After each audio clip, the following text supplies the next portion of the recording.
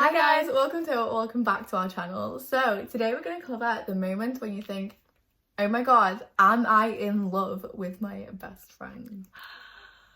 We've been there, it was stressful, but we've gone through it. So we're going to cover the main points that we think we could have done with hearing at the time. But before we get into it, make sure to subscribe and hit the notification button below to be notified every time we post, which is every Tuesday and Saturday. Yeah, and if you do want to find us anywhere else, our Instagram and TikTok are down below, as always. But if you want to search them, they're just Beth and Holly. With an extra Y at the end of Holly. Well, let's get into it.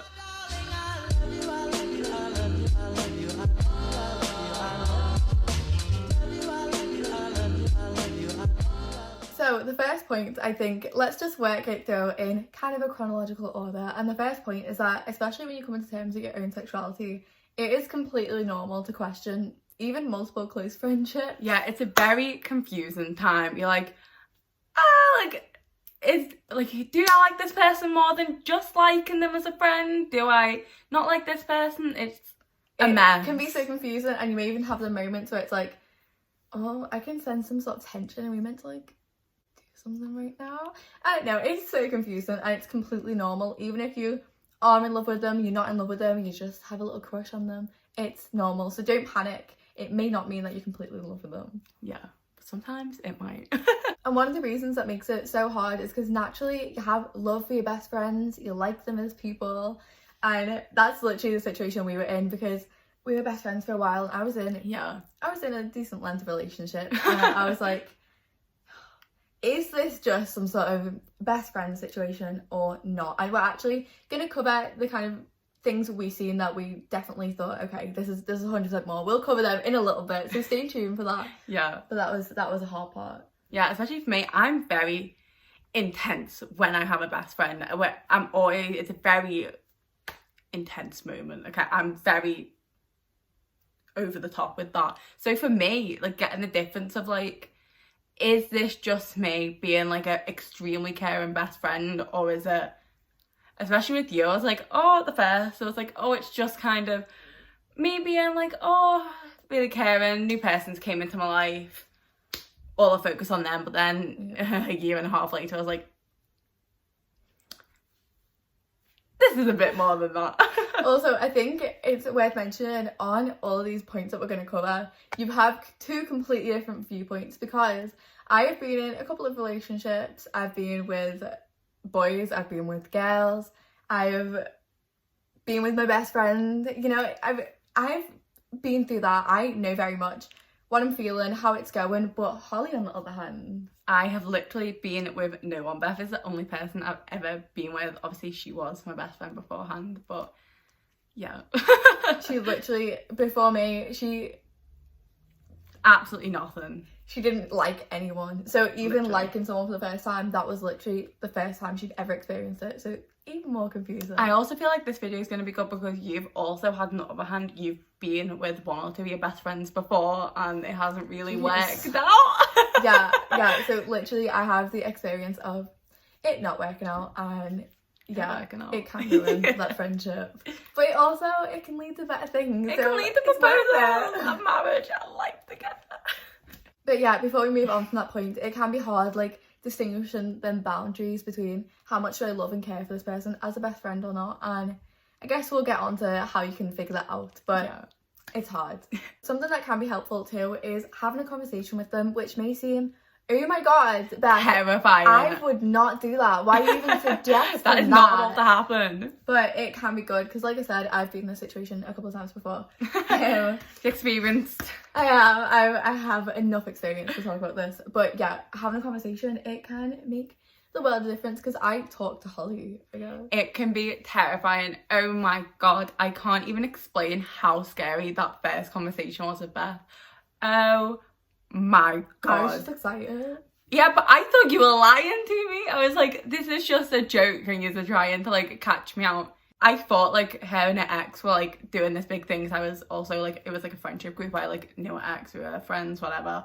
And I was like, okay, they're just trying to like a little prank moment, like they're just trying to wind me up and be like, yo, like we're gonna break up and I like you. And I was like, yeah. So basically, if you're like new to this, like just haven't seen all videos, I was in like a kind of a rocky relationship, and so we had talked about the fact like we were like kind of seeing how it went, but we were debating just completely calling it off. And then I was like, yo, like I'm actually starting to catch feelings. So that's why there was a conversation involved with multiple people, because it was the most awkward thing ever and it was horrible at the time. But yeah, just brave it. You can't have a conversation with them and just talk, just tell them. It was okay, terrifying. it wasn't. It was for me. I had liked you for like a hot minute. I was like, okay, if this is real, like absolutely like best thing that could happen.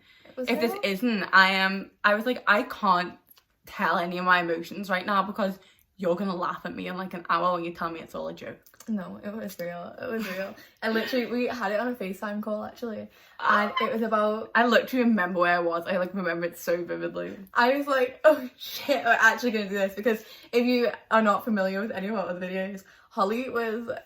She was in the closet for a while, and I just knew this little bitch out here. I knew, okay, and I was thinking, okay, what's this like chance she's not? I don't know what she's, and then she kind of mentioned the fact that she did think she was gay or whatever.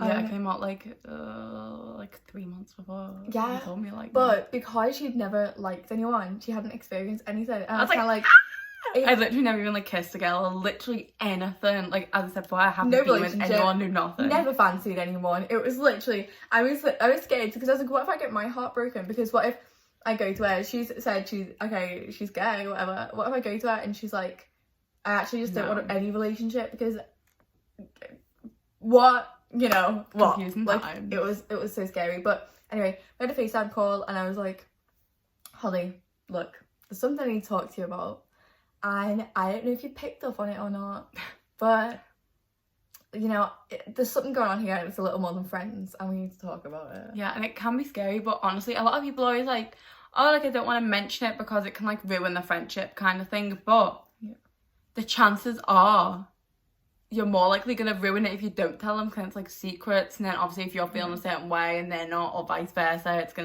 you're gonna get your heart broken either way. Yeah, well, not either way, it could work well. Possibly, yeah, but if something bad's gonna happen, it can happen either way. Yeah, like even if you don't tell them and you see them go off with someone else and live the life you want to live with them, it's gonna break your heart. So I say just tell go for them. it. You're not gonna lose anything. If you're mature enough, you can hold down a friendship. Like I attempted to hold on friendships afterwards, but it was only working in a friendship way from my side, so whatever. But yeah, I think you can if you're mature enough. So moving on to the part of the video that you'll probably think, okay, this is what I actually clicked on this video for, and that's the differences we felt, how we actually could establish the difference between them. And what do you think, coming from your side, which is probably a little harder to kind of pinpoint, what do you think the differences were that you noticed between me and, I guess, feelings you've never felt before because you've never liked someone? It's hard because I'm very, I don't even know what the word is. She struggles with understanding emotions, her own, other people's. She really struggles to. It's messy. There's a lot of emotions, but also absolutely none. And it's just like, I think the main thing was like, I was obsessing with you like a lot. Yeah. And like, that sounds really bad. That's how it was though. But like, I was always like checking your Instagram anytime, like in the group chat when seeing you had Snapchat in the group chat. I was always like straight on it. I was like, oh my god, Beth replied. If I sent something to the group chat and you replied, I'd be like I didn't know how to reply back to this. I was stressing about like how I was replying to you. I think that was one of the main ones. Like, yeah, I'd stress about that anyway because my communication skills just aren't up there. Communication, emotions, all that, it's not for me. But I was like stressing more than normal because like I don't even know how to explain it. I'm like, it's like, I think it's also in our situation. I mean, I don't know what comes across in camera, but I'm just gonna say it the way it is. I'm naturally quite a confident person, and Holly is very shy. She's not very confident. So for her to kind of question things at me, it probably would have been scary because I was very out there. I'll say things Yeah. how they are. I'm very abrupt, you know. And also not like anyone, and I was very unstable up and down emotions, and I was like, ah! I didn't even know. It just makes me want to scream because like I can't even. I'm like just thinking about it. I'll take it. I'll take it. I found that I was getting a little bit too, not overprotective, but so say if someone, we're at a party or something and someone get a little close to it, I kind of be like, Go on, how would you be? do you want to take a few meters back and just move? And that's not something that I had like best friends before. I've thought of something going on from that, which I didn't. This is honestly another one of the main things. Right. Obviously, Beth was in a relationship with someone else. Yeah. And I found myself a lot like comparing myself to this person, like not competitive, but being like, I can't explain it. Like a bit competitive with this person, a little bit of jealousy involved, just a bit like.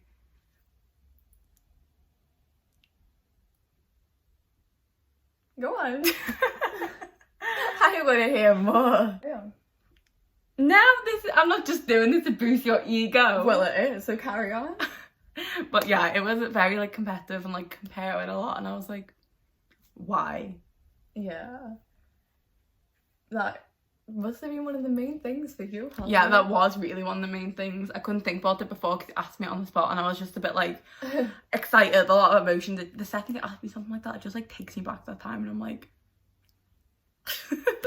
like I can't even put into it. I can't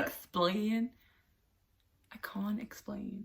Mm-hmm. So yeah, it wasn't in the sense of someone else is getting closer to her, like, oh, I don't want to like be like the second best friend. It was different. It was like, no, like I want to be there. I can't explain, but if you feel it, I guess maybe you'll relate. And also, I know sometimes you can question, oh, do I like want to kiss this person right now? And it doesn't mean anything half the time. Well, you know what I mean? You're like, when it's kind of like this awkward best friend situation, but I was like, okay, I wanted to kiss her, and I wanted to just like take it by surprise. Carry on. And I just found myself thinking about this. Go on. And say if we'd be talking, also I'd always look at her mouth, and I was like, why am I doing Oh that? my god, you would always do that, but obviously me being like completely oblivious to any relationship thing, I was always like, I'm like something in my teeth or something. Like, why is she looking at my mouth like, stressful. Yeah. I always found myself doing that, and I realised, and I was like, why do you keep doing that? You made me so paranoid. I couldn't help it. I was like, shit, like I'm gonna brush my teeth a little harder tonight.